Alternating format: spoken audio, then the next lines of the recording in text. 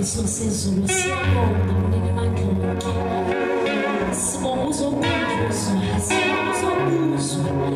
Uba what if we were called for such a time as this? Siyabonga uNkulunkulu wethu namandla uba ushiye netask ezingqondweni zethu. Ukubana what if we were called for such a time as this? Sisibuze futhi sisibuze, are we doing our mandate in such a time as this? Nkulunkulu wethu namandla siyaboniswa ukuthi ababantu kule Bhayibhile uNkulunkulu wethu namandla babalekela kuwe ngexesha elinje.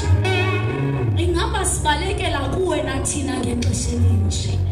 Nkulunkulu wethu namandla, may you continue with us throughout this conference. May you teach us even more. May you equip us that when Monday comes, we know exactly what to do.